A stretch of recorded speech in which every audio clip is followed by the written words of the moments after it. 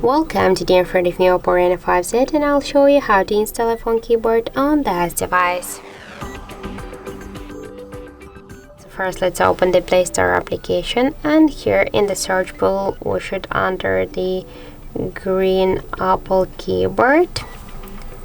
And now we should get this first application. That's why just tap to install and wait a couple of seconds while this application downloading and then installing on your device.